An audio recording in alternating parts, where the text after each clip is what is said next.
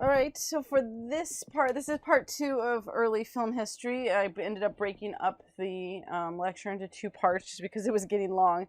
So this one, we're continuing where we left off. We looked at the early technology that led us to this point of where we are now talking about with early film. And we're talking about really early film here to start, the very first attempts. And this is the early film. Um, you had everyone was unexperienced at this point. There were no experienced filmmakers when this all started, and the technology is still in its most infancy. So that we're looking at initial films were measured in seconds, not anything else. They were measured in seconds, single shots in seconds. And then even as that advanced, if you will, most early film was still measured within 1 to 2 minutes. So it was very short, very basic in terms of capabilities. Even in terms of thinking about um, what capabilities they had with early film and what they could do. I mean, you're looking at let's move beyond the seconds for a minute and go to the 1 to 2 minute mark, which was a big jump from 10 seconds, 4 seconds, 20 seconds, if in that early range from 1 to 2 minutes. You had very few options for editing, which was cuts and camera dissolve. So kind of the fade, and that was it. You didn't have any other kind of editing techniques. Now, of course, that's going to change and develop with time as people very quickly began to experiment with what you can do.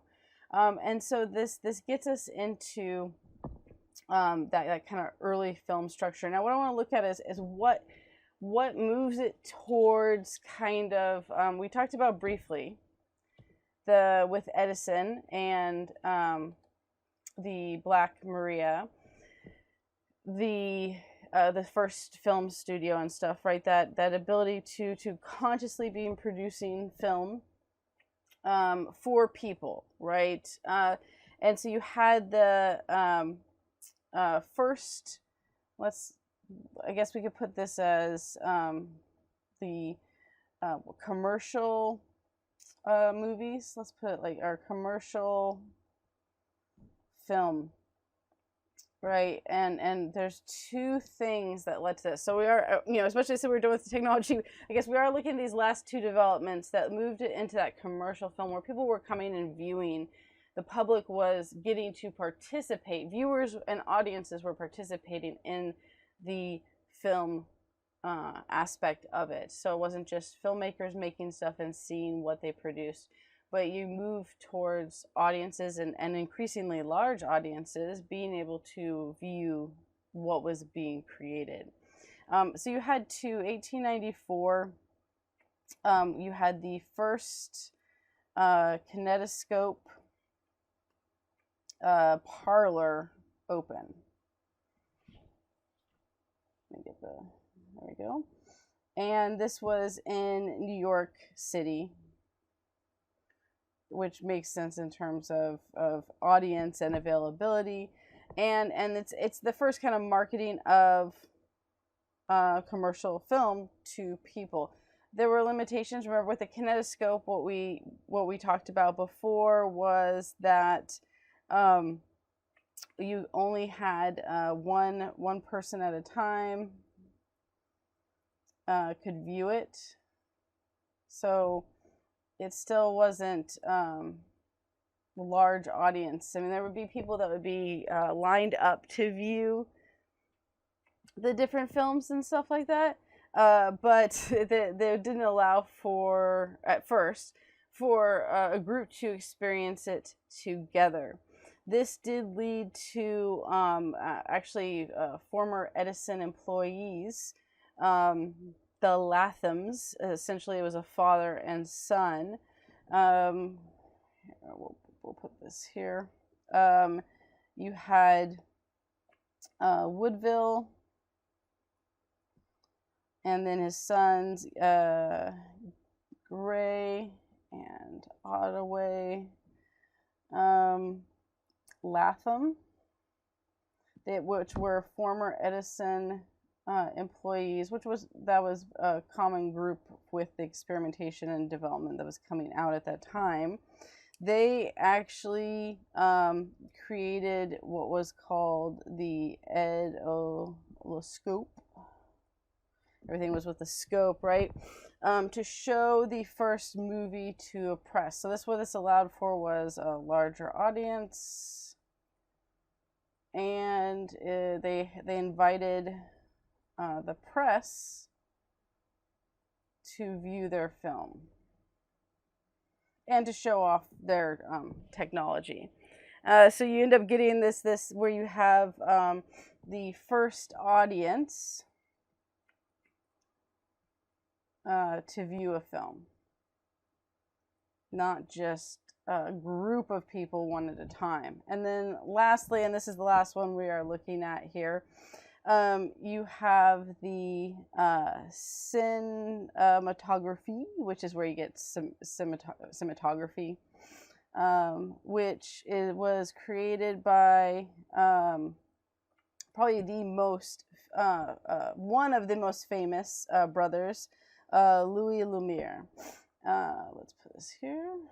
And the Lumiere brothers become some of the founders of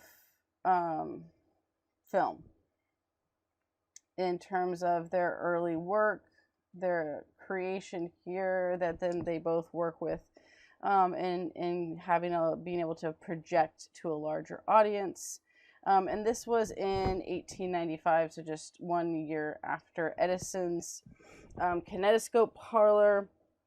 And what they did is that they essentially created a more sophisticated kinetoscope parlor, edoloscope.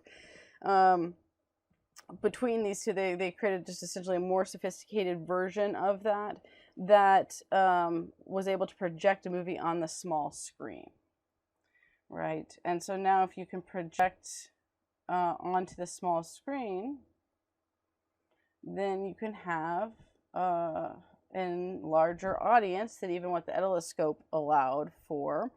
And they set up they actually did two parts. They did a small room where they had invited individuals first, or small groups of people, and then they had a public cafe. So they moved from first small invited groups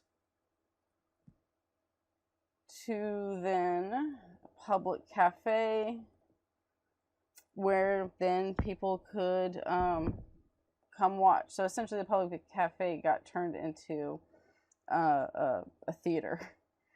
One of the earliest theaters. And this actually you see with a lot of theaters all the way through the Nickelodeons, is that there's going to actually be a super wide range of theaters in terms of in front of storefronts, cafes, very small rooms that are converted into theaters, to much larger parlors, or theater palaces is another name that they get called, because the large production houses, not production houses, but the large theater houses become called palaces because, of course, they kind of dwarfed these like small cafes and things like that. And this is going to, when we talk about silent film, we'll kind of come back to this, because it very much shaped some of the early experiences of watching the film, depending on what theater you actually went to, which I don't think we think about too much anymore, because you have the kind of larger theaters. And sure, there's small tweaks in theaters. You can think of the theaters that now serve food while you watch, the some technology that some theaters might have that others don't, but by and large these are kind of small nuances in the theaters, versus that there were drastic differences between if you had, for example, in silent films, in a larger theater where you had not just a piano but other musicians that could then play a wider variety of music to accompany the film, whether they were experienced musicians versus those that just knew how to play the piano. it made a difference in what type of music went with it. And of course, in silent film, that played an important role, and especially as it developed more, in how the film was viewed and received. So if we start with the Lumiere brothers in 1895. And what they started doing in their film production, and they ended up making over 1,000 films, short films. Of course, we're still in short films here, but a lot. Their stuff was daily life, right? And most of the early stuff was non-scripted. But they eventually do move to, let's say, directions, right? There were no like, they weren't giving scenes initially. Well, at the very beginning, the very first things that they were filming was just scenes from daily life, and this was common with almost all of the early film, is that people were interested in and you know, fascinated with being able to see scenes from daily life. Because, you know, that hadn't been an ability to be able to do before. They do start moving to like giving directions, like, we're gonna film this. Here's generally what we want you to do. So you can have with daily life, like one where someone sets up a camera and doesn't tell anyone anything and just films what they're viewing. Then you can give directional ones where you then say, you know, this to do these general things, and then you can have eventually to scripted, which of course not in terms of language at this point. There's no speaking roles, there's no sound. I mean, and these technically are silent films as well, but when what we're talking about with silent films is going to move beyond these early films where there's specific components of the silent films with what we're calling it. But then no sound, so like there's no speaking, but like you could set up scenes and say, for this scene we want you to do this, and then after this happens, you know, you're gonna do this, and those, so it's a natural progression in terms of that. And of course, once you get to scripted, this gets you to a narrative, right? That this idea of a story that you want to tell through just a visual performance. Now, this is later, right? Most of the early stuff was within this realm right here, the non-scripted and direction based at most, and people flocked to this. There was one of the most probably described or well known was and the workers leaving, the employees, not workers, I think the title exactly was employees, maybe it was workers, leaving the Lumiere factory. And this was a short, like I said, 1 minute scene of what it says, the title says, employees leaving the factory. But again, it was that idea of getting to see not a daily life event being recorded, and that's something that other people could see and rewatch. Getting, you know, the fascination of getting to see yourself on camera for those workers was also something as well. And this was watched with vigor, and so they followed it up with other things, with daily scenes in life, looking at baby's breakfast, someone watering what looked like a garden area. Oh, and the other one that is really well known is the arrival of a train. And this one, so there were viewings of these where they would show just individual ones. A lot of times, though, you would also have like where they would film several different scenes, and then when you had a viewing, they would show the several of them, right? So you didn't go in to just watch a 1 minute one and be done. You'd watch that, then they'd put in a new film. then they put in a new film so that you would see several at a time. So apparently when in the early, this is still, like I said, at the very, very, very beginning of film, not many people had witnessed film. They were doing their viewings, and one of the films was The Arrival of the Train, and I'm going to show the clip in a minute of actually both of these, the employees leaving the factory, The Arrival of the Train, and it has a couple other, but we'll look at those two at least. The Arrival of the Train is one, they did a different angle, so you know how you hold the camera, the angle plays a role in how the train looks like as it's coming up, and they wanted to get the angle of having it look like the train is coming towards you, arriving at the station.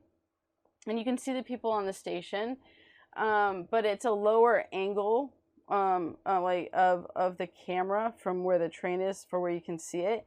And so it based on how they did the angling of the camera, the train looks like it's coming towards you, the viewer in general. Certainly nothing like what our 3D and camera abilities today, but relatively so. They could have done a completely different like side shot and it wouldn't have looked like it was coming at you. The way that they set this up with the camera, where the location and the angle makes it look like it's coming at you, and people, because they hadn't experienced film before, there are stories of some of the earliest audiences getting up out of the theater and running to the back of the theater because they were afraid that the train was going to come at them out of the projector. So it actually created this, and I'm sure we'll say it created a sensation, or created a scare. Let's call it that. That the train was going to hit viewers. Now, I'm sure some of this was exaggerated as time went on, because what a great, if this happened, so then like I said, the viewers ran to the back of the theater, but what a great story that's going to bring in more people if then those early viewers, even if it was only a couple people, they got up and ran to the back of the theater afraid of this. And we know that this type of reaction happens, right? One of the things that this shows is the power of film. But we've heard of people's reactions even today. It's not like, see, I mentioned, of course, because people hadn't seen stuff like this. To us, it doesn't look like no one's going to be afraid of this clip of Arrival of Train, that it's going to come out and get you. But, with early 3D, there were people who freaked out about that, right? There's been movies in modern times recently that have freaked people out when they've been watching it, that they shouted out, they left, they jumped in their seat and started to take off for a second before coming back. So it's not there was this horror stories of horror films of stories of people throwing up and passing out because of the level of just how realistically violent it was, right? So clearly we know the power of film, and even with us, having years and years and years of experience with film, people still react to it. And this was just the first example of showing to the Lumiere brothers and other filmmakers, and to the public really, that film had power. That you could, good and bad, manipulate people's emotion, evoke reactions out of them, and along with the entertainment and the fun part of it, and that was intriguing to a lot of people, and it still is today. But right, so you can't really, sit there and be like, oh, they just, never seen this technology, and look at those cute viewers, they were running away. Well, we still have those reactions to this day, even understanding that even in 3D, like what I'm seeing, I know is not real. Well, you have people who had never seen something filmed before, so their brain they were having to do something even more than we do when we see something that looks realistic to us, and for a minute tricks your brain. Is that their brain had to try to compute what they were seeing, and what they were seeing was looking like a train was coming at them. So let's take a look at this. But I do think, like I said, that it's one of the earliest films, very short clip, and yet right from the start, they had something that showcased the power of film. And that still is something present today. So let's look at the clip here. This first one is the Factors. Now this is the one, this one I posted as well. So, and there's several clips here. But this one has both the Lumiere factory workers and the arrival of the train.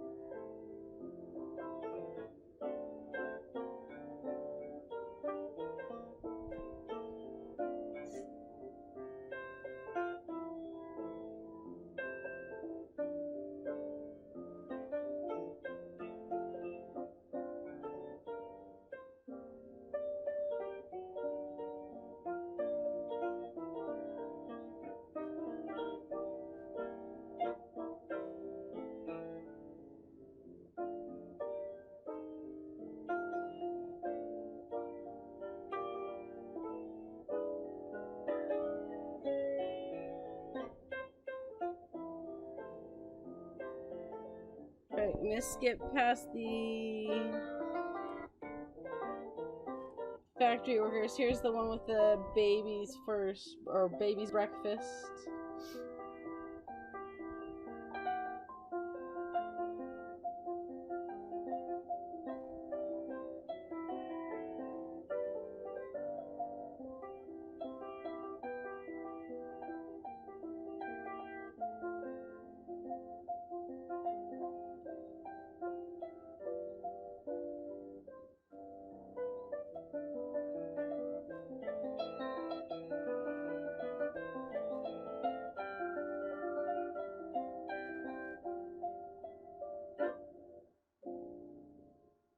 Here's one that could be the directional.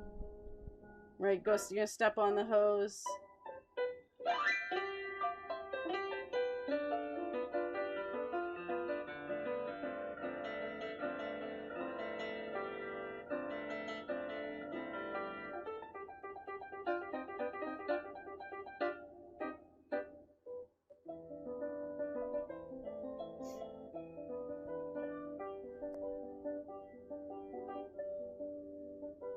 Let's get the arrival of the train here, which is just actually after this clip here.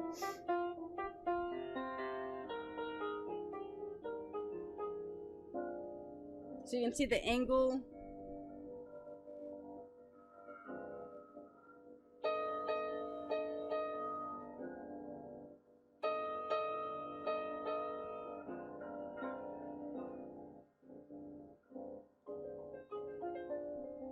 All right. So, the last one there, you can see the angle that it's coming at, and the way they position it. Versus if you imagine that they positioned it like in the middle, facing straight on with the, not straight on the tracks, but basically parallel or perpendicular to, like the T section of the tracks there, right? Where if they were facing that way, it would have, well, one, you would have only seen the train after a certain amount of time, but it wouldn't have created that same effect of it looking like it was coming towards you, which is what they were trying to do. The garden hose one, that was one that was more of like the directional, right? Like, okay, here's this scene, gonna go step on it and then, mess around. And then you have a little bit of direction in producing where this kid is playing a practical joke on presumably the father, and then he gets, punished for it before being sent off. Versus the factory workers, the people playing the game, the parents feeding the baby, or even the arrival of the train, those were all just scenes from daily life.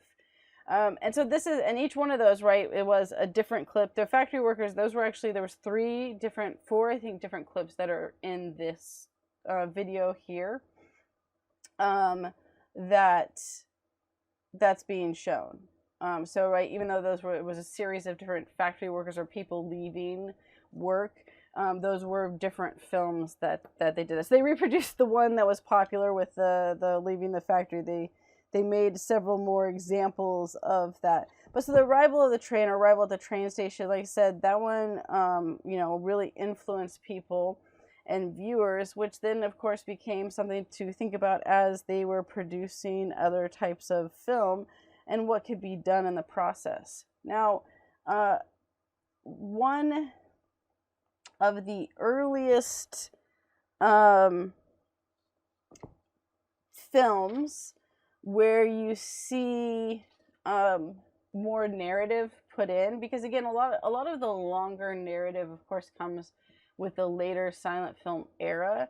And these early films tend to be more of a mix of very short clips and things like that. And this one's still short, but it's the Cabbage Fairy, which is an interesting film. But it's one. Well, there's several unique things about it. One, it is written or directed, acted, and produced by a woman. So you have the first film by a woman. Her name was Alice Guy Blanchet. And she was working as a secretary at a photography company, which makes sense for someone who would have access to this type of stuff.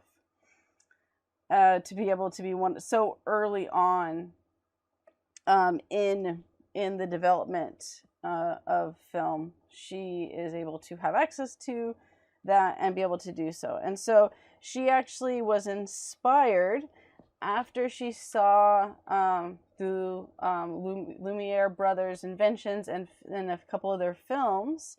So, which makes sense, right? Because of what was being shown at the time was largely coming from them. So that she decided to write and film her own story, and that's what was also unique about it. So she write and directed and starred in starred in film. Right, so that this was one of the first examples of, let's say, a story or narration.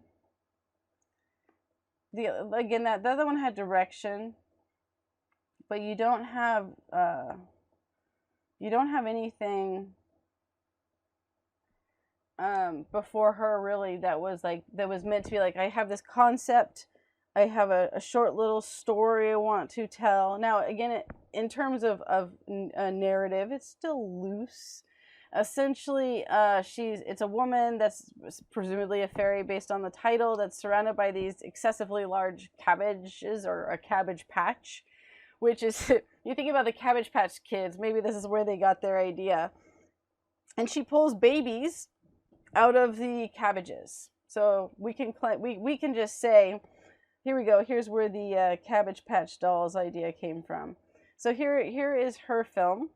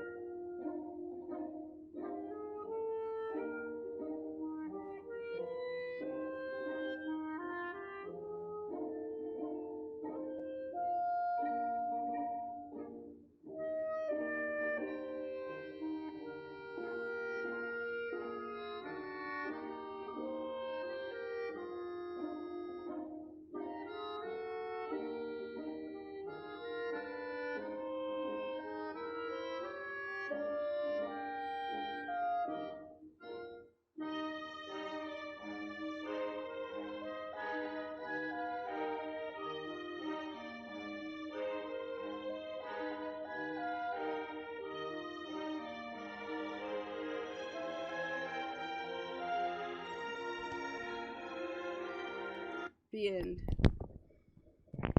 Got some the poor babies are like crying on the floor. They are not happy about that at all. Oh, let me show you. We passed these here with just the images that we saw in the video that I have on the PowerPoint too. And here's the cabbage fairy. So yeah, the two babies she pulled up were not particularly thrilled about being naked and set on the ground, or probably not super happy about being in the cabbage patch to begin with.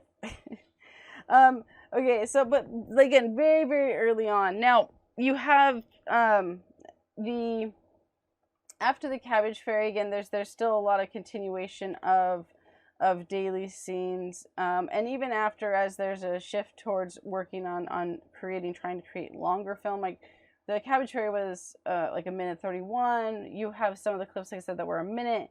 And the goal was then to, with of course experimenting with different types of subjects and style of how to make longer films. And it doesn't take long. By 1903, you have A Trip to the Moon, which I'm not going to show the whole thing because that's longer. And then The Great Train Robbery in 1903 was 12 minutes in length.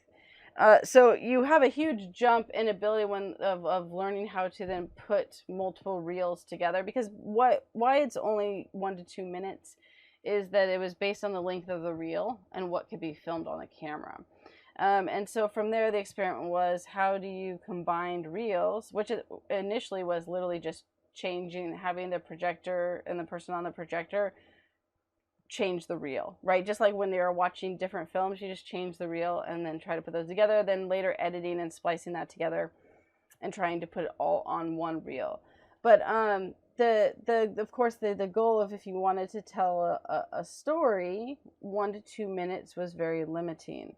And so you are going to see a continued mix in the early films of early attempts at narration, along with a continuation of filming daily scenes from life, and even later the experimental mix of a man with a camera, of taking scenes from daily life over actually a series of months, and then editing it together to make it look like one day, and kind of this is what a city in Russia looks like.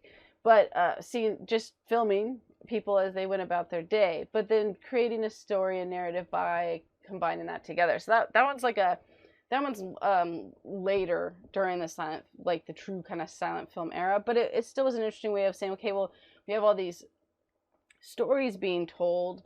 What if we go back to the showing daily life, but then telling a story through showing daily life? And there's certainly, like I said, was lots of experimental films during this thing. I mean, you could argue almost everything that was being created was experimental from the start. So what we'll look at first is the George Méliès' A Trip to the Moon, because this one became super iconic. This image right here of the moon with the face in it, and this, by the way, is a rocket in the eye, has been like reproduced and used. Futurama, The Simpsons did spoofs on it, and they're very brief. Like, it was very just a quick homage to this film. Like, it's like you blink and you miss it kind of thing. But then it's been in posters. It's been on various types of other art designs. So this is part way through the film you get this scene, but it became kind of like the iconic image of the scene of the movie as a whole. But this was completely different than anything that had taken place before, and far more elaborate. Let's put a couple of the key characteristics and components down, and then we'll look at the pictures, as well as just a brief scene from it, so that you can kind of see how it looked. Like, there is a colorized version on Canopy that you can see, where it shows like like it was a lot of color in the costumes that everyone wore. It's like crazy color. Like, you know, you could have like too much color where like it's like you don't know what to look at because everything has a different color to it. That was kind of their costumes. When it's just you see it only in black and white, it kind of tones down that, which sometimes that would be the purpose for the brightly colored costumes, knowing it was only going to be viewed at the time in black and white. You still get those nice contrasts, but you don't get the crazy. But like, just imagine being on set with all that color of the sets and the costumes. It was pretty crazy. David was several things. He definitely was seen as cinema's first real first narrative artist, right? You can see that Alice was created the kind of first narrative short story. He combined the story along with the artistry of sets, and he created several films. The Trip to the Moon becomes the most famous, although interesting enough, we'll talk about, there's an interesting story with that as far as the not making as much money on it because of theft and copyright piracy and things like that. But so one of the things that this creates, actually I'm going to put it underneath here with this, is that he was a magician. He also was a costume designer and did a bunch of different things that led him to doing what sometimes calls the trick set, but essentially was a lot of special effects for the time and really extensive set design. Right? You could argue the Cabbage Fairy, there was some set there, but we'll say elaborate set design. And he was known for many technical first and special effects in this film. So the Trip to the Moon is, you could also argue that it's like the first kind of sci-fi movie as well. It definitely was inspired by H.G. Wells and Jules Verne. And it's about, as it says, right, a lunar mission by astronomers that look more like magicians with their pointy hats and clothing and stuff like that. And so then the rocket takes them to the moon, and then the where the elaborate set design comes in is, right, that the moon, there's all these extensive world building that goes on with the sets. One of the things that this also kickstarts off is taking the idea of, you know, traditional theater style with the stage and set design and putting that into film. Right? Most of the film had been outside because of needing the light, right? And most of the film sets were not traditionally thought of as like setting them up with elaborate theater stage design. Well, he had backgrounds in all those types of things of theater and being a magician with costumes, and so he created these elaborate sets in what looks much more like it was a play that was filmed than the other films that had been at this point. And again, it was longer than any film at the time. And so they go to the moon, they go explore the rocket. It shows them building the rocket. The rocket lands into the eye of the moon that has a face in it. And then once on the moon, there's all these crazy landscapes that the people visit, if you will. Now, what was crazy with this whole, actually keep it under A Trip to the Moon, with specifically A Trip to the Moon, is despite having one of the most famous and iconic movies, he was not financially successful as a director or a movie maker and stuff like that. And in fact, the the trip to the moon was a major loss, financial loss. And there's a couple reasons for this. One, it was, and this is some of the reason why, even though 1902, 1903, a trip to the moon is being made, and you have all this elaborate design, you have the longer film, you have lots of actors in the film, it didn't immediately get replicated. It still took a little bit of time for that to transition with the kind of silent film era. And the reason for this was because it was super expensive.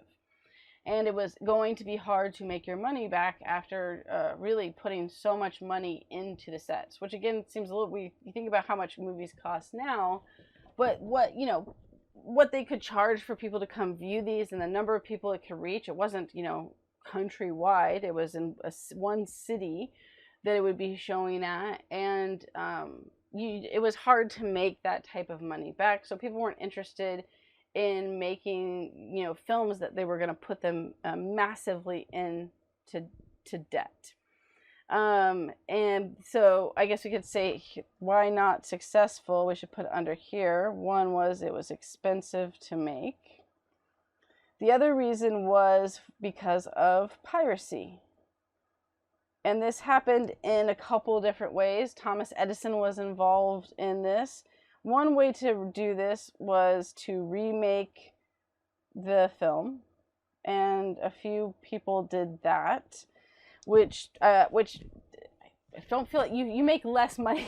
You make less money pirating the film by doing this, because they all were lesser quality ones, because no one wanted to spend the amount of money that he did on the sets. Not as many people had the skill to create these amazing sets. So not only did the films, they followed the storyline and they had the actors kind of do these same motions and things, but you can tell in the remakes that the quality of everything else is lower.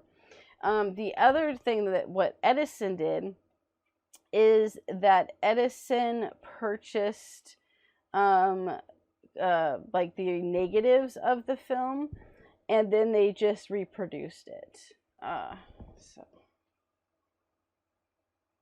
So I mean, I guess he made some money film and reproduced it. So they didn't remake it, right? They just took the film negatives that they had and then was able to re-show it. So it was still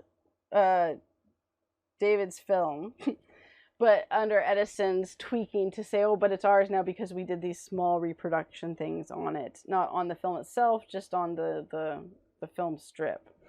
And then there were some that just took those copies and showed them as well. So I guess piracy of the piracy, and all of that. So all of that. So even while it was popular in America, he didn't make profit from it due to piracy, which was very rampant in the early film industry. And if not piracy, bullying was very common too. In fact, some of the earliest companies of film production companies were built upon lies, piracy, bullying, suing, treating people like crap. Early Hollywood wasn't. Well, we'll look at that in the next lecture. That's the next lecture series. But you see it even in this very earlier period in the 1900s, right? That intellectual property was mostly by major businesses. Edison's manufacturing company, Vitagraph, Biograph, and a few others. And they controlled a lot of that. The individual makers that they struggled with making enough money to keep doing it, right? And then these companies could bully their way into, like I said, purchasing the prints of the film, not the negatives, this is the print, sorry, of the film, and reproducing that into the actual film, or just bullying individual filmmakers to get them to not try to pursue patent infringement laws, or to go to court to sue for stealing their film, right? They basically is that idea where we can just tie you up in court, or in some cases run away from the suit. There are stories of early filmmakers taking technology or cameras or style and moving to the other side of the country in order to avoid a lawsuit that was like a cease and a desist. So yeah, people went out of their way to chase him down and try to hunt him down for it. But Thomas Edison was a jerk. He definitely cajoled, bullied, had underhanded practices, treated people like crap to get what he wanted, to patent as much stuff as he could.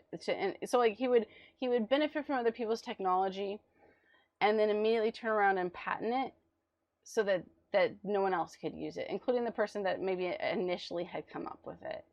Yeah, he was very smart, invented or semi-invented a ton of things. We have a lot of like kind of modern technology has connections back to Edison, but he wasn't the nicest person. So here's one of the scenes here from the set.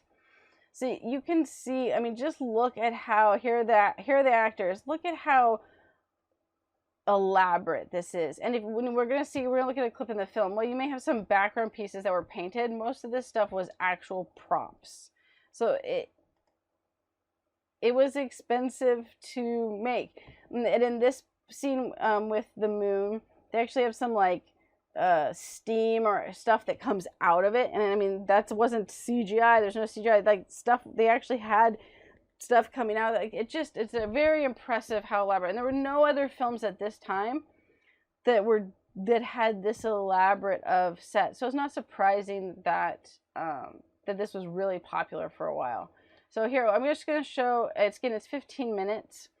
We're not going to watch the whole thing. I just want to show a few clips so that you can see kind of the difference of kind of that jump that took place, or even early on, from like daily life to maybe early narration to trying to actually have a longer story with elaborate sets and pieces.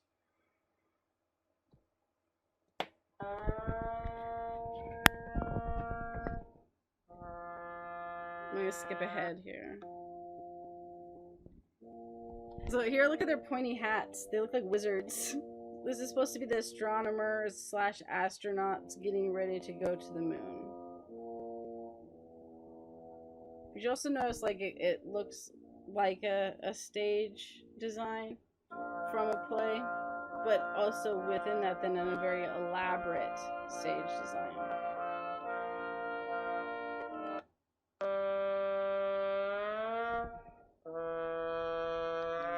This one has a different music than the other one I was listening to.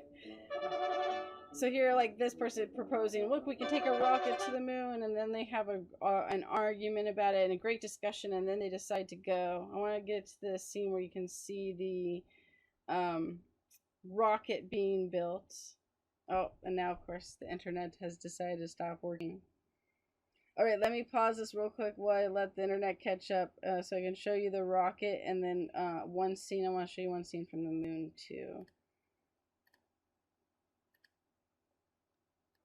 All right, I got it to this one.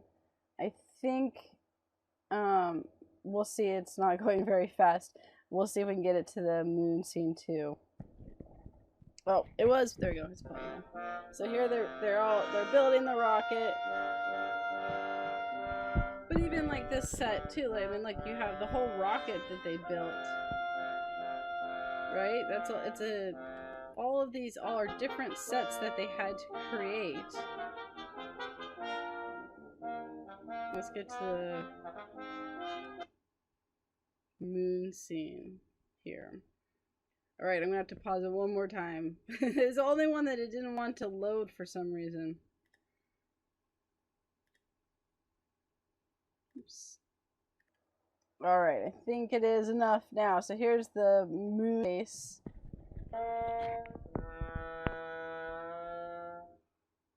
And then the rocket in the eye.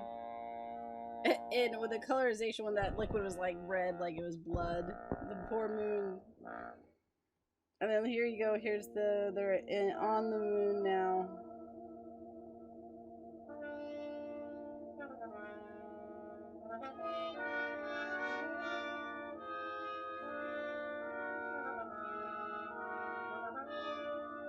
and same thing as the background. The very background is painted, but all this other stuff with the rocket are physical pieces that had to be created for the set.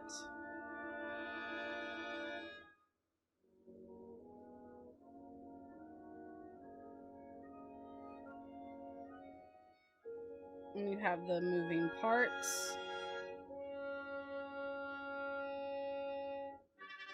There's the smoke. And then the fire. Right, and so then they go on the dangerous adventure on the moon where they experience this new world, essentially. But like I said, all of that was very elaborate sets that, I mean, here's one that we didn't see, right, with the mushrooms and the waterfalls, which is again definitely the Jules Verne and H.G. Wells. You can see that kind of influence in that. But the moving pieces where, like, you know, something goes down and something part of the set goes down and up, that very much was like theater practice. And it feels in many ways, and also the shot tends to be that single straight on shot that we've seen, right? All of it is in that, so you're not moving different like angles. For a lot of it, it's the head on onto the stage to get the most full picture of basically the set and the pieces that were created. So there's limitations to this style, but was way more elaborate than anything that had been done before. And then you also have still the continuation of just filming daily life. This is also a really interesting one, A Trip Down Market Street in San Francisco, 1906. This actually was filmed. You have just, there was the Great Fire in San Francisco, which kind of devastated a huge part of that. And so you get this film that actually gets to see before that took place. A snapshot in history of emerging technology. Like, this one's really interesting in a historical setting, and that's certainly one of the ways that you can look and analyze film, is looking at what does it show you about the historical period that it's from, and especially from scenes from daily life. You get it's a primary source of that time period. What's crazy with this, right, is it's on a trolley, right? The camera is on a trolley, so you're going along Market Street with the trolley, where you're getting to see a mix of cars, early cars, right? 1906. You're getting to see the other trolleys. You're getting to see horse carriages, people on bicycles. Here's one where, right, you have a bicycle. Look at there were no traffic laws at this point in time.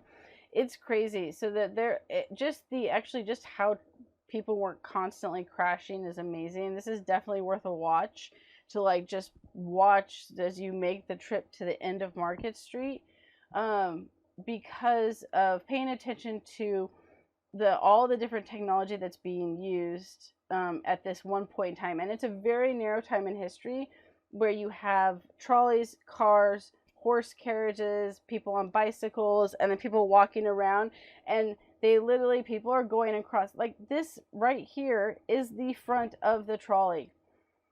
So the people are riding right next to it. People run across right in front of it, right? The car goes and turns around as there's a bus here. Like, it's chaos, and yet somehow ordered chaos in a way, because people don't crash. And of course you still have the horses that are in the midst of this at all, which they end up, there were issues with the horses getting spooked. Of course, horses and pooping on the street with all the other with the cars and bicycles and people walking. They ended up basically protesting the continued use of horses and carriages on the street as it shifted to the more mechanical technology. But it really is a fascinating period in time where it's really short. Like I said, it was a very short period where all these things existed as it was transitioning to cars, where people were going to be using cars. And then, of course, with cars, eventually became driver's licenses, speed limits, and rules of the road. None of these things existed yet either. Which is why it's kind of the case. But I was always surprised. And there are definitely people who were aware of the camera. I mean, you can see this kid here. He sees it. And several other people play around and ham up for the camera, running back and forth across, running up to it, running away. So there definitely was some of that was a reaction to the camera, but the average people walking across, driving, using the horse carriages and buggies, um, they were just, you know, going about their day. And so you get to see the style of clothing as well, what both men and women were wearing at this time. And then you have, of course, Thomas Edison here, which I just as far as showing kind of the two main. There were lots of others, but like the heavy hitters, the Lumiere brothers, and then we talked about Thomas Edison already. So that moves us into the silent film era, like essentially 1914 to the late 1920s, like early 1930s. You have the silent film era. Of course, technically, all of the early film is silent film as well. With I mean, they're using, there's music that gets played over as they're watching, but many of these, the ones that we watched on YouTube, music is added to it that was added later, until you have the shift to theater. So we'll look at the characteristics of the silent film period. Right, when you were doing, like when you have with Edison's Kinescope Parlor, people were going and watching the films individually through the peephole viewer. There wasn't music attached to that. Some of the early Lumiere brothers viewings, there wasn't music attached to it, and then they slowly are going to start adding that. Right, by the time you get to the silent films, there's music, live, most of the time live music played for the films. And this is also when you get to the shift to theater as well. So let's see, we're on, I think it was commercial film, early film. So let's do the numbers. So we'll do 5 here. We'll do silent film era and characteristics. So kind of what the defining aspects that make it over the early film period that we were talking about up to this point. So one of the things that is a major characteristic were that they usually were longer runtime, and this varied, right? So you have, you know, shorter ones tended to be 20 to 25 minutes. And it wasn't that people stopped producing really short films either. But even, you know, think about today when short films are produced today, those are often 15 to 30 minutes, and that's considered a short film. Of course, our film time has slowly and continuously inched up in length of what is an acceptable film length. They used to be like a minute, 20 minute, 30 max. Now you usually expect a film to be at least 2 hours in length, and then you have some of those that push the 3 hour mark. But the longer runtime, again, this is not every single film, but there were several like that initially, but that they even go longer in 1 to 3 hours as the film era continues, right? So in the early period of the silent film era, you've got the shorter films, and then as that continues, people begin making 1 to 3 hours. And obviously some of this changes because of new technology and development of how to make longer film. And so it becomes possible. But that is one of the characteristics. You also have the shift to the theater. And now your experience watching a silent film varied drastically in the early years depending on the type of theater that you went to. And we'll talk about the Nickelodeon specifically. I'll mention those I'll mention them here, I guess, and then I have the pictures at the end of the PowerPoint and stuff. But because in part one of the transitions out of silent films is the Nickelodeons go away. But the Nickelodeons and the type of theater varied. As I mentioned, you could have small parlors. You could have almost like cafes or storefront store. We'll just say stores, right? These are converted. So essentially, what it ends up being is like a room and chairs with a projector, and then you have, you know, proper, let's call them small theaters. and then what were called the film palaces, or sometimes even the just the cinema palaces, because these were very large theaters.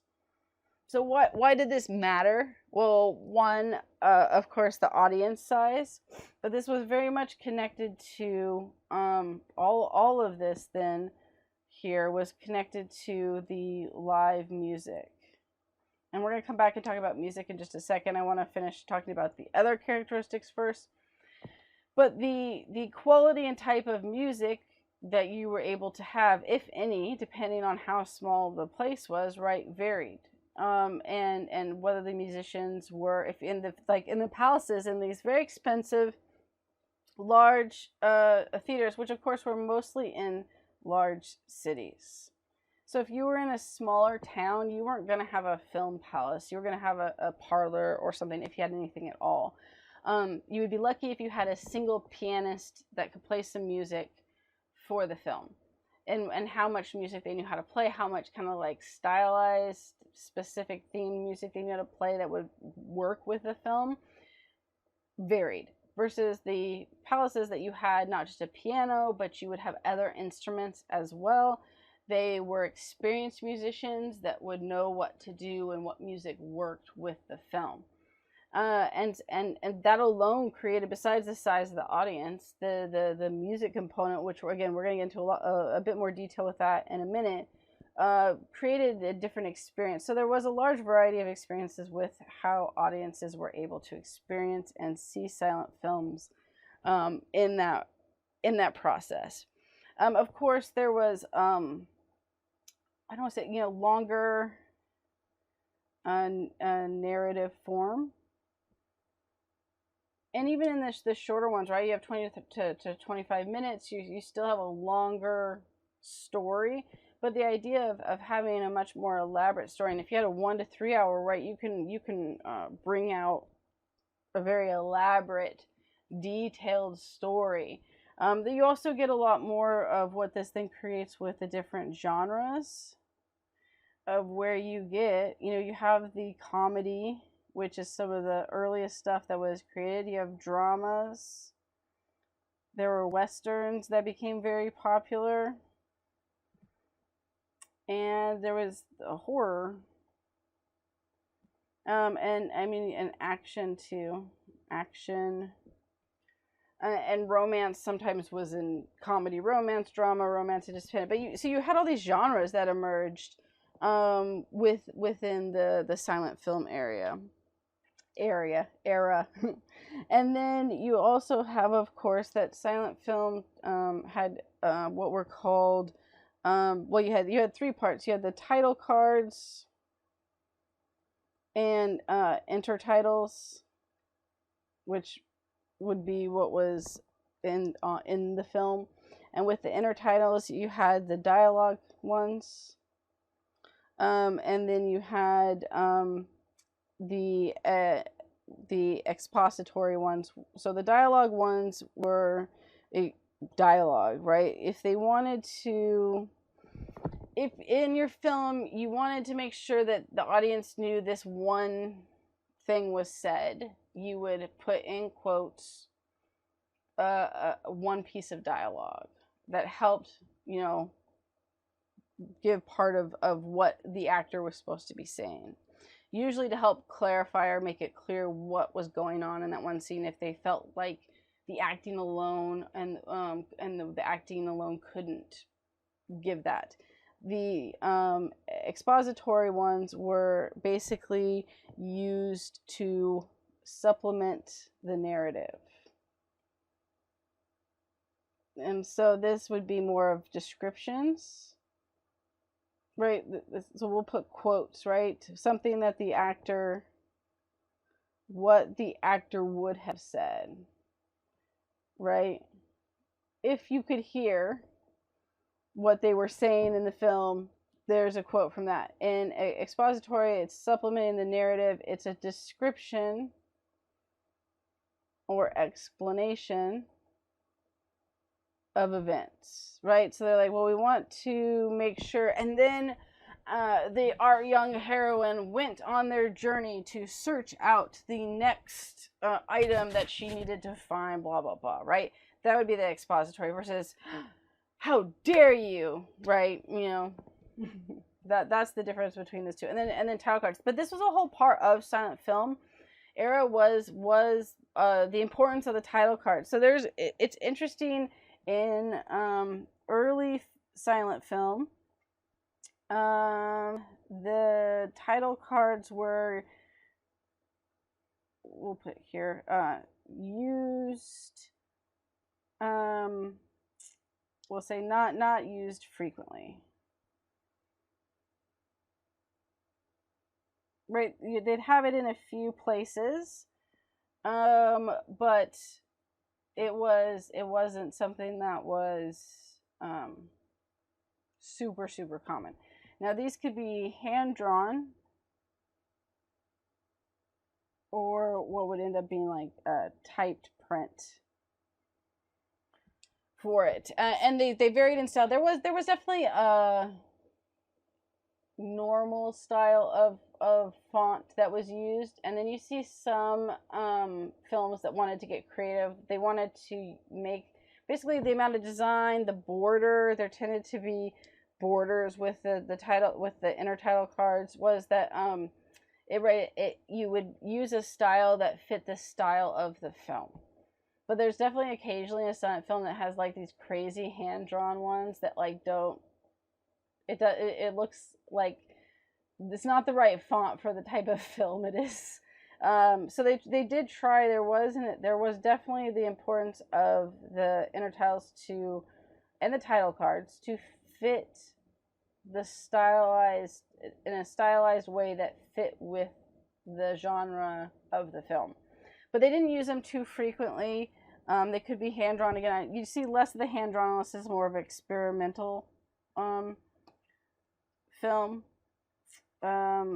with those in later ones. So I'm just gonna put it under here though. Later, say later on, you had two things that happened. One is a lot of the films are started using a lot more intertitle and both types of intertitle cards. I think there was one film that used like over 100 and something intertitles. So essentially, one of the ways that you could do this. No, I don't want that. Okay. Let me figure out how to get rid of this plane here real quick. All I guess I had to do was wave over it and then it went away. That essentially, since they couldn't you couldn't hear what the actors were saying, they basically decided that they would put most of the film's dialogue on the cards, right? Which this, if you're doing this, 100 to 130 cards in one movie. Now, depending on how long that was, if you had the 3-hour one, that's less excessive than if it was 40 minutes or an hour, like that. And you had others, like Buster Keaton, like his philosophy was have as little as you could. So in like his hour and 30-minute film there, he said he had, like, he used like 20 in one of the films. And then the short ones that there would only be a couple, if any. The shorter comedy slapstick silent films tended to use less, in part because the expression of that story, it wasn't needed. But yeah, there definitely was a move towards using more titles, because for some film directors, it felt like it was an opportunity to be able to make sure that the story was clear, right? Well, I wrote this story. I want the audience to know what the actors were saying, which is why, of course, what became talkies, right, or speaking films that you could actually hear what was being said, became so popular, because then you didn't rely just on the acting and the music to be a part of that. And then, of course, the acting was super, super important in silent films. And there were two main areas that this were main characteristics. One was facial expressions. That and all of these you have to overact it, right? And then body movement. Right? Because these all had to be overacted, let's say. Exaggerated. You had there was a different way of acting for silent films, because you had to make sure that the audience got the meaning. Like, you really think about it, is that the actors had a silent film. A good actor could make or break your story. What's interesting is that a lot of the silent films, the directors were way more famous than the actors. You have some that were directors, actors, like a director and actor, like Charlie Chaplin, Buster Keaton. They both directed and acted, and they were famous and very well known.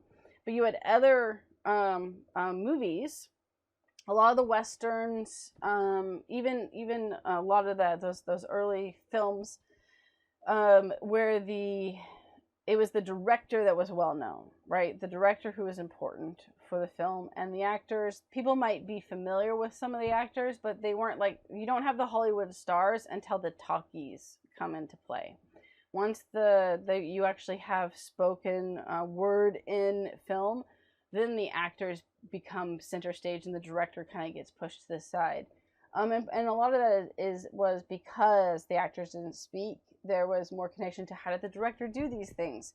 But you had to be good at, you had to have a good actor to be able to convey emotion, right? Because all of these things require, how are you going to show emotion, events, ideas, right? The story in general, the feelings that they're having, just through facial expression and body movement. So one way is, and theater actors do this as well, is you over exaggerate your movements, and because that way everyone can see what you're doing. You also sometimes do it, you do it very intentionally, where if you were acting and you're trying to have a scene that looks natural, you just want to do it like you'd have a conversation with a friend, versus I'm going to intentionally move this way to show that I'm shocked.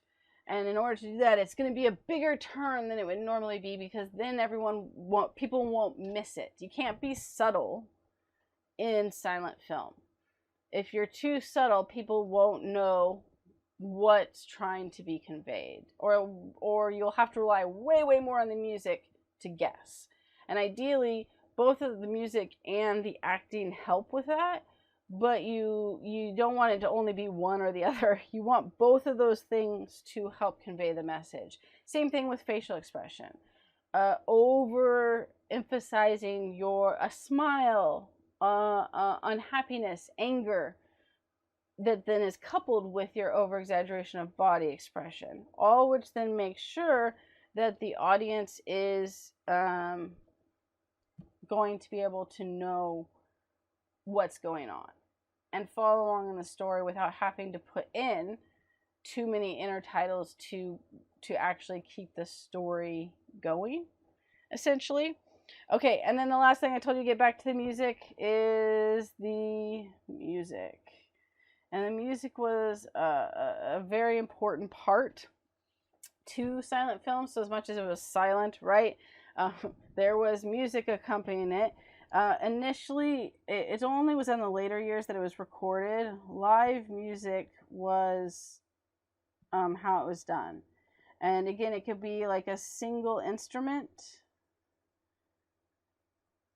to multiple instruments.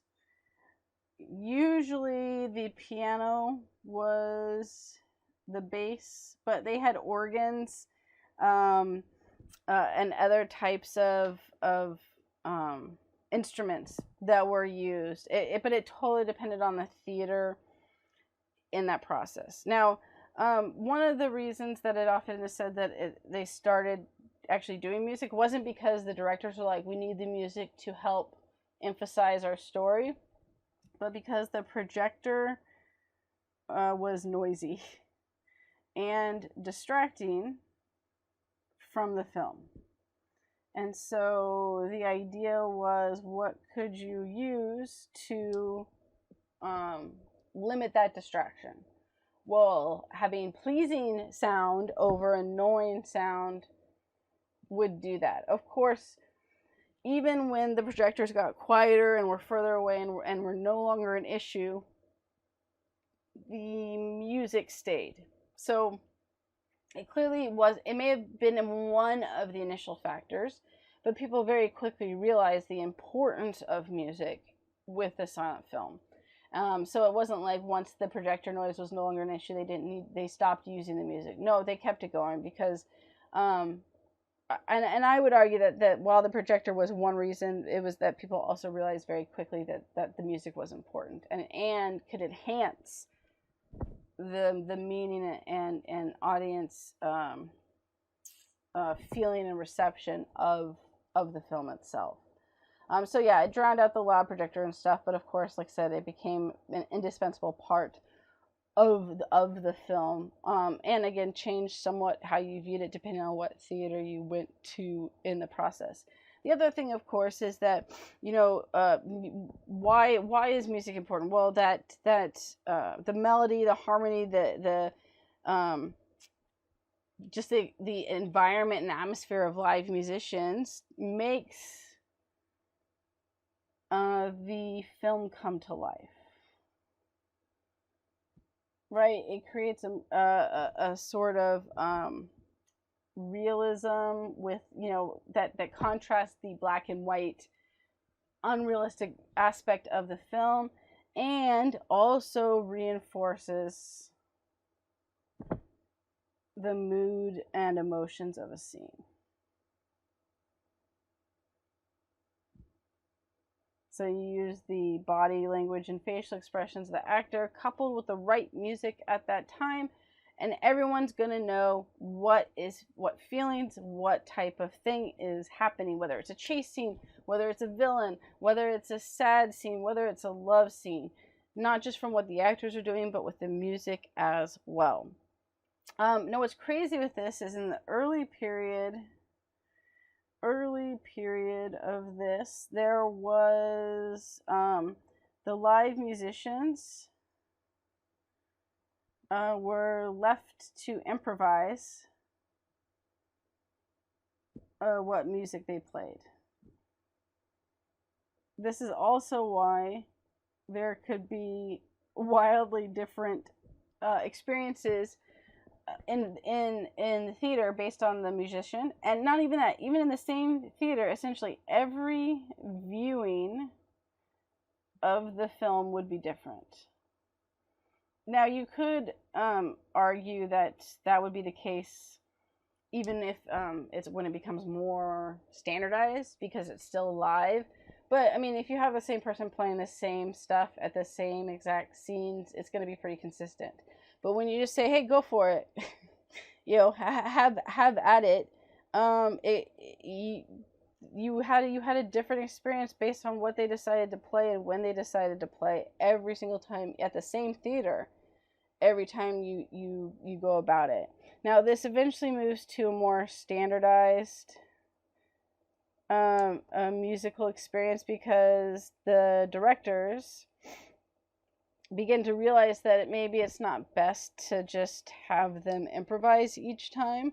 And so what ends up getting created is the cue sheet, which was essentially a list of musical selections for each film. Right? So they say, here's the music that you needed to play for this film.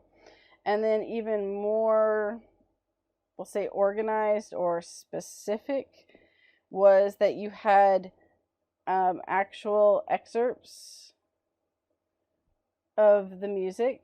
So they'd be like, here's the music you're going to play and the time to play it. So they basically were giving them the music that they wanted for their film and when to play it so that it was connected to the scenes, right? The idea was this kept the musicians on track and it kept consistent like that. I mean, basically the directors realized that they should be helping pick the music to fit the mood and idea that they wanted, and you couldn't rely on the musician to interpret the feelings and emotions you wanted the viewers, the audience, to feel with that. 1909 is actually when Edison first started, Edison Studios, not him personally, began circulating the cue cards, the cue sheets, and soon after, all other major studios did so as well.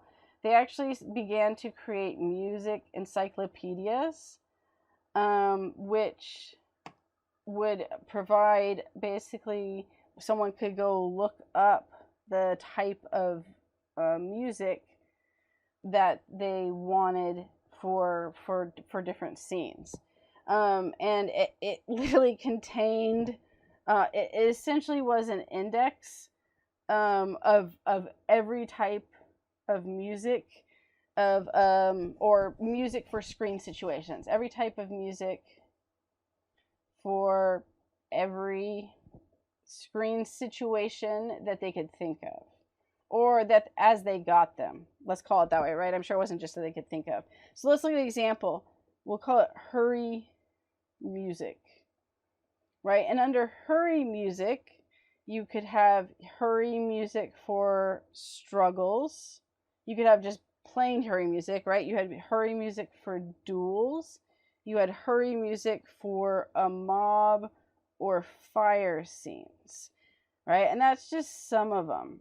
Another example would be in this encyclopedia that different types of treachery would be, they had different music for that, different types of treachery. So in this case, there was treachery music for villains.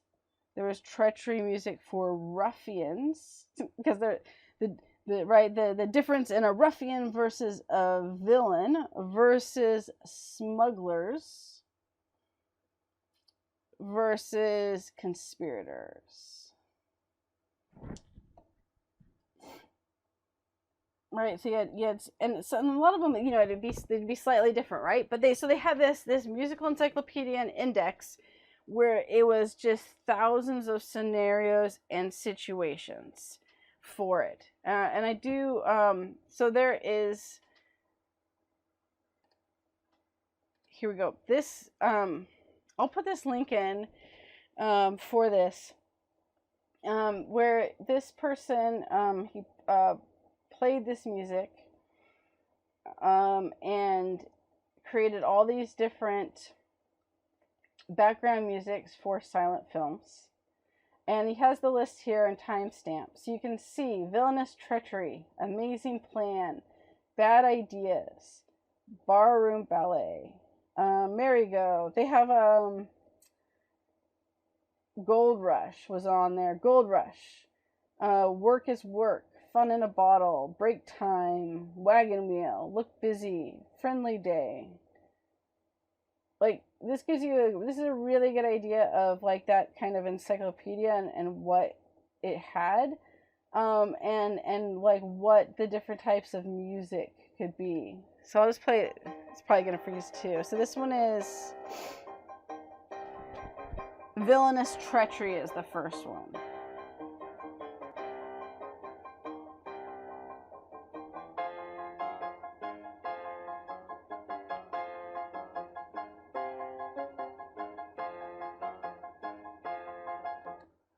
Let's see if it'll go without freezing too long. Work is Work. My internet apparently is just slow right now. course, before I started recording, it was working fine.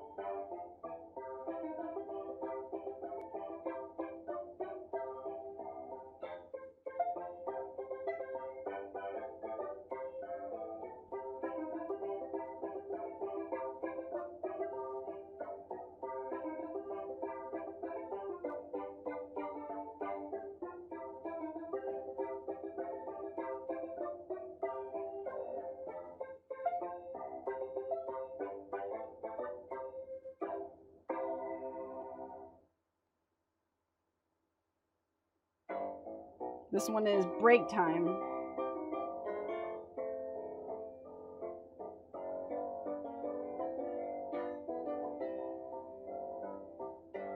Anyway, like I said, I'll put the link in so that you can, if you're interested in checking out like different styles and types that you of sound, you can. Right. So the idea with sound is, right, it prompted and intensifies viewers' emotional response to what's going on in the screen. You can use, and we know this, there's actually like a frequency that like makes people nervous. They didn't know this back then, but current films use it today. Horror films, suspenseful ones, like any of the ones that are kind of like the scary suspense or horror, that some of those films have used this frequency that's actually, it's not even sound, it's like under sound, right, the lower register of it, that then makes us anxious. Like music impacts our mood when we listen to it, our emotions, and so it's going to heighten how you feel about the film, how you feel about a particular scene, and reinforces the actor's facial expressions and body movement, which all ultimately helps the audience understand the narration of the film, or the narrative of the film, not the narration, the narrative of the film, right? And it just overall helps with the actors in general. So it's just so important part of films, and it even is today. There's I'll probably try to put up the other link too, because there let's look what number this was here, 5. There was a good video, and it was talking about, it was showing modern examples, right, not for silent films, but how music can be used to create completely different meaning, even with dialogue. So he shows a scene with like where a person, or that one wasn't with the dialogue, he shows a person where he's just standing there looking, right, and there's close-up shots of him being pensive, and one where it makes him sound like a hero just by the music, and one that makes him sound like a villain just from the music. Then there's another scene where they're talking and they look like roommates, and he brings them a cup of tea and asks if he could put sugar in it, and the music makes it sound like he's unhappy about that, or like it's suspicious. The music, the guy that's doing the video, he said it, oh, it's like he's unhappy with it. To me, the music made it sound like the roommate poisoned him. But so there's different interpretation to music that way. But then the second one he did was like a romance, like that he was falling in love with his roommate because he put sugar in his cup of tea. So the idea that, I'll put a link to that too, is, even though that's like showing the modern stuff, it highlights how important music is, even in film to this day.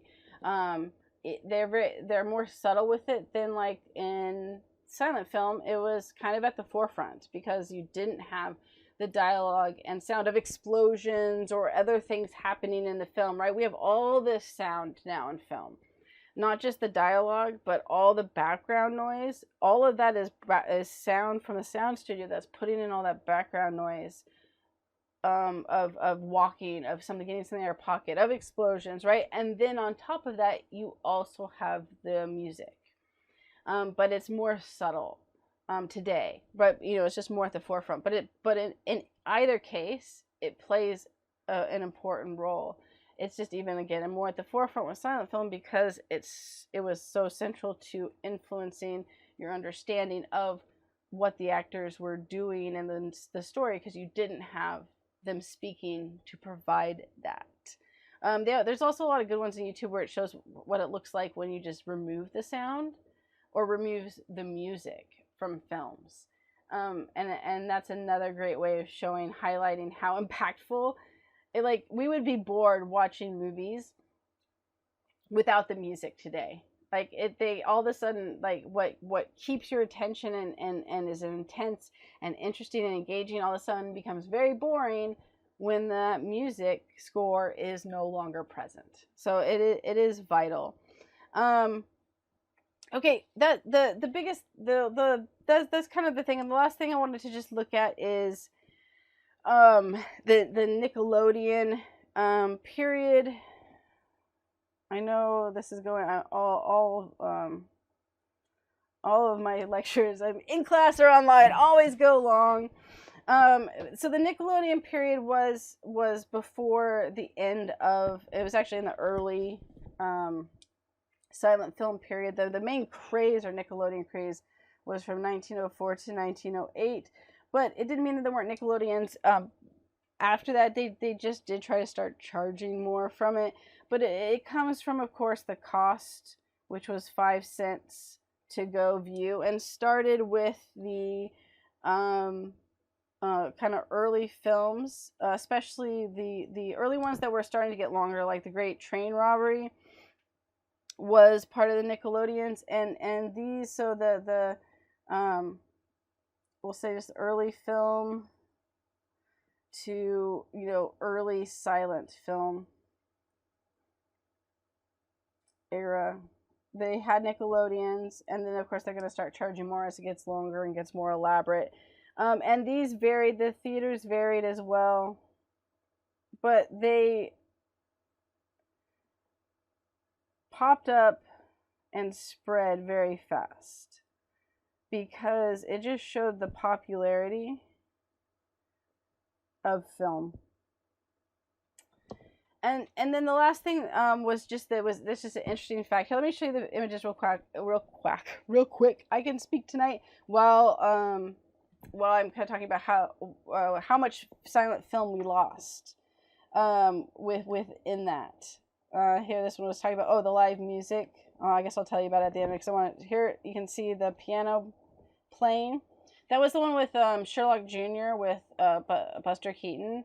That was the first time they done a film in a film scene. Like, and then also double exposure, where he falls asleep and then it shows him in his dreamlike state where he goes into the theater. Like, so many first with that film of storytelling and techniques that were very clever in doing so.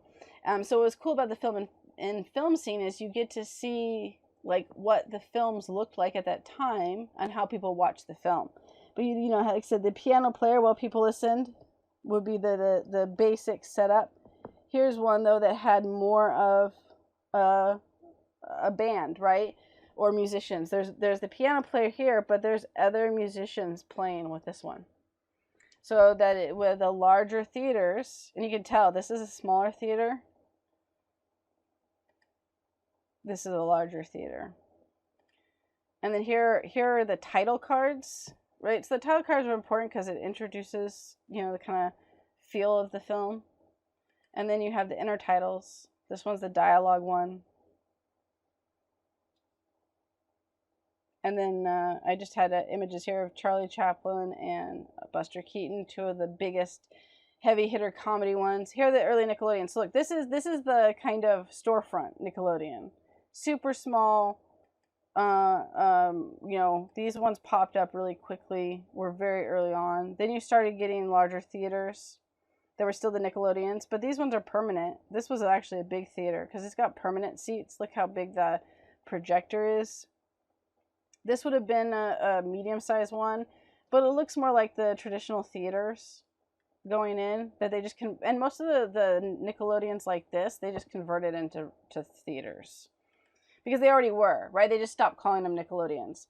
And then you have the Princess Theater, which was this much larger one that became called the Palaces and stuff as well. But any of these ones here, that one, this one here, and this one, would have just continued being used as theaters if they just did a name change because they were going to charge more. and that's all it was. There's nothing else that changed from Nickelodeon. Nickelodeons were theaters. Where you do see a change in Nickelodeons would be like this style of Nickelodeon stopped existing because the theater became the dominant one. Okay, the last thing, and again, I know this is longer than I wanted it to be, but it's an interesting look at. We have a lot of silent films.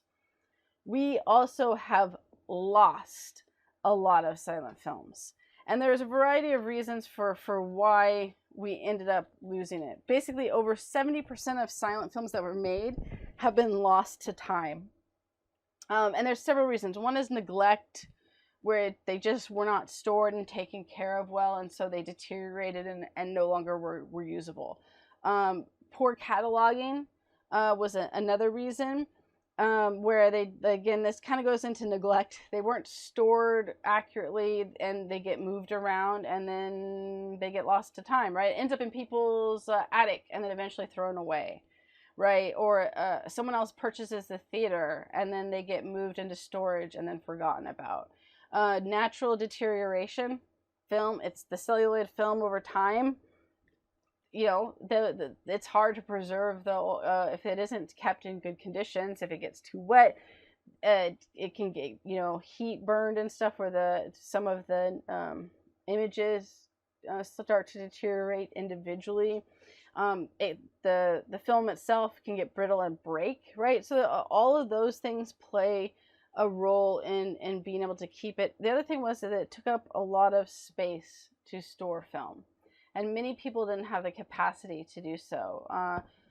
George Méliès, for example, the one that Trip to the Moon, he had 400 films that he made that he ended up throwing out because he didn't have the ability or the money to pay to store them. And for many people, there wasn't seen as a value in the early films. Certainly by the end of the silent film era, those started having more value, but all of the like early film to early silent film, it was kind of like, well, you viewed it, it was viewed, it was screened, it's over with. Why do we need to preserve it? It wasn't seen. Film was new enough. It just wasn't seen as intrinsically important to preserve and keep until, again, the very tail end of the silent film era, where then it was seen as important to maintain these things. What also is interesting is during World War I in France and a few other countries, they actually confiscated hundreds and hundreds of films, originally from Star Films Studios and then from other places as well, and melted them down to recover the silver that was in it and the celluloid, the two of the things that were in the film. The silver, obviously, to use for things that had silver in it. The celluloid actually made, there's a lot of products made from celluloid. Supposedly the French army made heels for the boots for the soldiers. Again, showing the lack of importance that they put into the films, and seen as something that could be melted down, that didn't need to be preserved. It wasn't something historical or art, you know, a high art to be preserved. That comes later in time. So a lot of variety of reasons. The most interesting maybe being that some of the militaries in World War I melted down the films to repurpose for military purposes, which you wouldn't think of would be connected to being part of a heel of a boot from the film reel. But a lot of more of it, out of the whole 70%, the majority would have been, again, the neglect, just deterioration, losing track of them, all played a huge role in that. Okay, I apologize I kept you so long. Hopefully, though, you found it was interesting. There's so much more we could talk about. You could spend a whole several class periods on just silent films. But that you found some interesting information with this, and I hope you guys enjoyed watching the various silent films and the clips that we looked at. It was hard to pick which ones to show because I just wanted to kind of show all of them, and that becomes too many. Definitely, The Passion of Joan of Arc is a really good one if you're looking for like one of those classics that's seen as really good for close-up shots and intense emotion. Nosferatu is one of those classic horror ones. It's longer, but both of those are like, we looked at mostly comedy. right? So if you want to look more at like drama and horror, different genres, those are two really good ones that are seen as iconic films, silent films in those genres that you could try out. I also put a list in the additional information of a whole bunch of films that were all worth checking out at some point for various reasons. All right, that I'm done now.